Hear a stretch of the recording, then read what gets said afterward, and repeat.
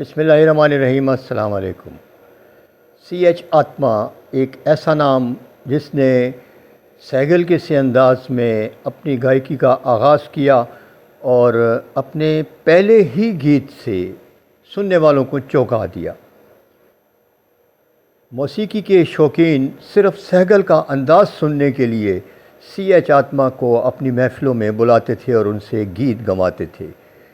ये बहुत बड़ा जुल्म था सी.एच. आत्मा की ज़ात पर कि लोग उनकी आवाज़ में के.एल. सहगल को तलाश करते थे और ये कामयाबी थी के.एल. सहगल की। लेकिन आज ज़िक्र के.एल. सहगल का नहीं होगा, इनका ज़िक्र फिर किसी व्लॉग में करेंगे। आज उस बदकिस्मत गुलकार की बात करेंगे कि जिसने सहगल का अंदाज़ क्या अपनाया। उनके अपने अंदाज़ का किसी को पता ही नहीं था। लोग या फिल्म मेकर उनको सहगल का अंदाज़ लोगों को सुनवाने के लिए उनसे गीत गवाया करते थे और अज़वाजी ज़िंदगी भी इनकी नाकामियों से दो चार रही और अपनी गायकी वाली ज़िंदगी में भी ये अपने नाम का डंका नहीं बजा सके। लोग इनमें सहगल को तलाश करते थे। सिर्फ 52 साल की उम्र पाई और बहुत से ख्वाब आँखों में सजाकर बग़ैर ताबीर पाए ये दुनिया छोड़कर चले गए। मैं भी इतना डूब चुका हूँ, क्या तेरी गहराई, दिल बेकरार है, मेरा दिल बेकरार है, आका एक अंगारा, एक तारा। दोस्तों, सहगल के गुज़र जाने के बाद उनकी आवाज़ का सहर बहुत अरसे तक कायम रहा, जो आज भी कुछ मखसूस अंदाज़ सुनने वालों के लिए एक ख़ूबसूरत अंदाज़ है। सहगल के दुनिया से गुज़र जाने के बाद बहुत से मौसीकारों ने, फ़िल्म साज़ों ने कुछ गुलकारों को उन्हीं के अंदाज़ में गंवाया। एक नाम है मुकेश का और दूसरा नाम है किशोर कुमार का।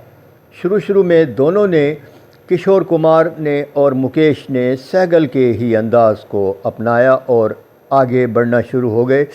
लेकिन बाद में दोनों ने ख़ुद फ़ैसला किया या दोस्तों ने मशवरा दिया कि सहगल के अंदाज़ को छोड़ें, अपना अंदाज़ अपनाएं, और दोनों गुलकारों ने बहुत सारी कामयाबियां समेटी।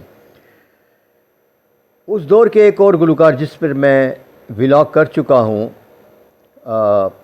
जी.एम. दुरानी, उनकी आवाज़ भी सहगल की सी थी, लेकिन उन्होंने अंदाज़ अपना अपनाया, अपना अंदाज़ रखा उन्होंने। लेकिन आज हम बात करेंगे सी.एच. आत्मा की। क्या है गमे दुनिया, इसे खाक में डाल। इनका असल नाम था आत्मा हशमत राय चिनानी, लेकिन इन्होंने अपना नाम शॉर्ट करके सी.एच. आत्मा रखा, जो सुनने वालों को खुशगवार लगता था। सी.एच. आत्मा अगर और कोई भी गीत ना गाते, फिल्म नगीना में शंकर जयकिशन की मौसीकी में ये 3 गीत गा लेते, तो फिर भी उनका नाम जब तक मौसीकी दुनिया में बाकी है उनका नाम ज़िंदा रहता। लेकिन उन्होंने उसके अलावा भी बहुत सारे गीत गाए और बेतहाशा दाद समेटी। इनकी आवाज़ वाकई बहुत खूबसूरत थी, कानों में जैसे वाकई शहद घोल जाती थी उनकी आवाज़। और सहगल, असल में सहगल के सर्कल से न सुनने वाले निकलना चाहते थे, न गाना गाने वाले।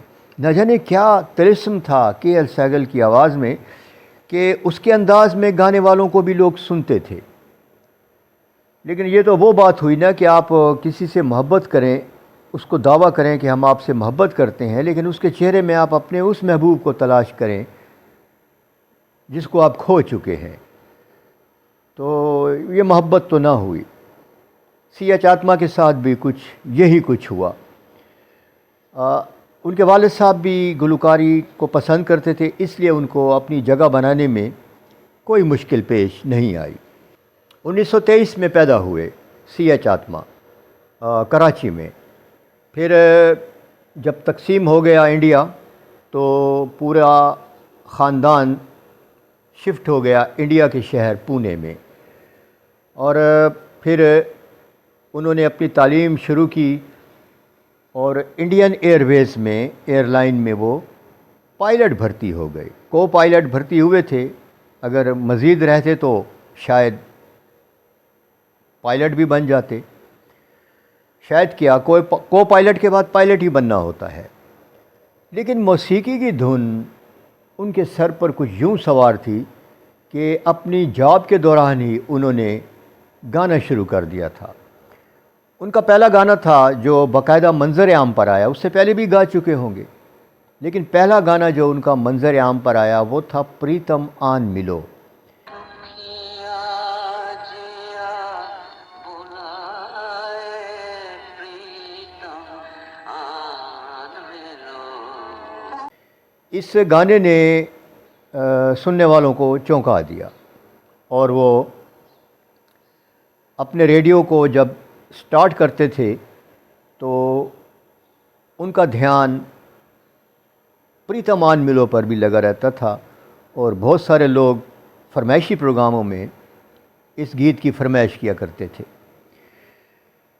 یہ جو پریتم آن ملو ہے، اس کی جو قدر و قیمت ہے وہ وہی لوگ سمجھ سکتے ہیں جو پرانے گیتوں کو سمجھتے ہیں، موسیقی کو سمجھتے ہیں، یا جو میرا ولاگ سن رہے ہیں، کیونکہ ایک مخصوص طبقہ ہے جو میرا ولاگ دیکھتا ہے، جو باذوق ہیں صحیح معنوں میں، وہ میرا ولاگ دیکھتے ہیں۔ پریتم آن ملو کے بعد ایک بہت بڑے فلم میکر تھے پنچولی۔ یہ وہی فلم میکر تھے جنہوں نے اپنی فلم میں پران کو اور نور جہاں کو، شمشاد بیگم کو اور بہت سارے اداکاروں کو بڑے بڑے چانس دیے۔ پنچولی نے فلم خاندان بنائی تھی جس میں نور جہاں نے ہیروئن کا کردار کیا تھا 1944 میں۔ تو پنچولی نے ان کو بلا لیا بمبئی، جس کو آج کل ممبئی کہا جاتا ہے۔ ممبئی میں ان کو بلا لیا اور ایک ایسی یادگار فلم ان کے حوالے کی، 3 گیت اس میں انہوں نے گائے۔ یہ وہ گیت ہیں جو میں 20 سال کی عمر سے آج تک سن رہا ہوں، اور جب بھی میں کھلے آسمان تلے چاندنی راتوں میں چارپائی پر لیٹا ہوتا ہوں اور دنیا میں ہر طرف خاموشی ہوتی ہے، اگر چاندنی راتیں نہ بھی ہوں تو ستارے ضرور جھلملا رہے ہوتے ہیں، تو ایسے عالم میں میں 3-4 گیت ضرور سنتا ہوں۔ ایک تو فلم جال کا یہ گانا ہیمنت کمار کی آواز میں کہ یہ رات یہ چاندنی پھر کہاں، اور نگینہ کے یہ تینوں گیت میں لازمی سنتا ہوں۔ ان گیتوں میں اتنی تازگی ہے، اتنی خوبصورتی ہے، اتنی نغمگی ہے، اور کیا خوبصورت موسیقی ہے ان کی۔ شنکر جے کشن کو میں ہمیشہ انڈر ایسٹیمیٹ کرتا رہا ہوں، لیکن میں ان کے فن سے پیچھے نہیں چھڑا سکا۔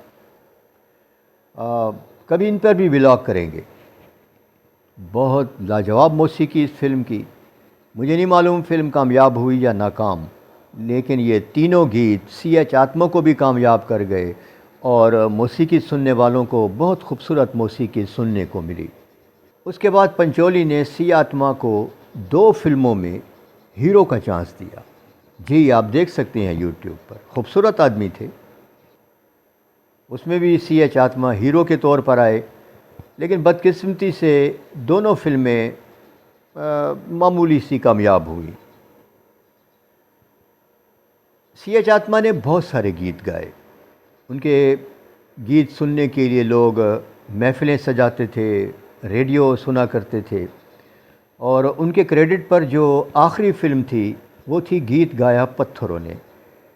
ان کا ایک گیت یار لاجواب گیت ہے، اس میں اتنی اداسی ہے، اس میں اتنا ایک خاموشی ہے، اس گیت میں خاموشی ہے، بولتے ہوئے گیت میں بھی آپ کو خاموشی محسوس ہوگی، اور بہت، میں اس گانے کی کیا تعریف کروں۔ سننے والے اگر سنیں اس کو یوٹیوب سے سرچ کر کے تو ان کو بھی مزہ آئے گا، لیکن وہ لوگ جو موسیقی کو پسند کرتے ہیں اور موسیقی کی روح کو سمجھتے ہیں۔ 1965 میں ریلیز ہوئی تھی، گیت گایا پتھروں نے۔ اس کے بعد سی ایچ آتما کی آواز پرانی ہوتی چلی گئی۔ ویسے بھی ان کو کوئی کوئی گیت ملتا تھا، کیونکہ رفیع، منا ڈے، کشور، مکیش، مہندر کپور، ان کی آوازوں میں سی ایچ آتما جیسی پرانی آواز کو سننے والے کم ہو گئے تھے۔ ویسے بھی سی ایچ آتما یا کے ایل سہگل ایک تبرک کے طور پر سمجھے جاتے ہیں، جیسے کھانا کھانے کے بعد لوگ مٹھائی کھاتے ہیں، اور ان کا نام احترام سے لیا جاتا ہے، اور یہ بھی کہا جاتا ہے کہ یہ بہت بڑے گلوکار تھے، لیکن ان کو سنا کم جاتا ہے، ایک مخصوص طبقہ ہے ان کو سننے والوں کا۔ لیکن ان کی جو ان کے اچھا ہونے کا ثبوت ان نغموں کا ابھی تک زندہ ہونا ہے۔ اب آپ مجھے بتا دیں، آج سے 2090 کے یا 2000 فلم یا سن 2000 کے مشہور گانے میرے خیال میں اب کوئی نہیں سنتا، چاہے انڈیا کے ہو چاہے پاکستان کے ہو۔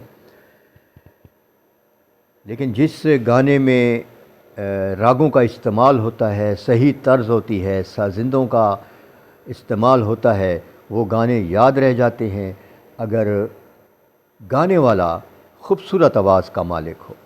اور موسیقاروں پہ میں کیوں زیادہ ولاگ کرتا ہوں؟ اس لیے کہ وہ گیت جو ہم سن رہے ہوتے ہیں، ایک بے جان کاغذ کے ٹکڑے پر لکھا ہوا ہوتا ہے، اگر ہمیں کوئی ایسے سنائے تو ہم شاید دوسری بار سننا بھی پسند نہ کریں۔ اس لیے فلم کے شاعروں کا نام اتنا زندہ نہیں رہتا جتنا موسیقاروں کا نام زندہ رہتا ہے، کیونکہ وہ ایک لفظوں میں روح پھونک کر اس کو دلہن کی طرح سجا کر ہمارے سامنے پیش کرتے ہیں۔ تو یہ تھا ہمارا آج کا ولاگ، اور یہ بھی میں آپ کو بتا دوں کہ سی ایچ آتما نمونیا کے باعث 8 ماہ وہ نمونیا کا شکار رہے، اور 1975 میں دنیا کو الوداع کہہ گئے تھے۔ یہ تھا ہمارا آج کا ولاگ۔ اپنے آس پاس کے لوگوں کا لازمی خیال رکھیے، اللہ تعالیٰ آپ کا خیال رکھے گا۔ ویڈیو دیکھنے کا شکریہ۔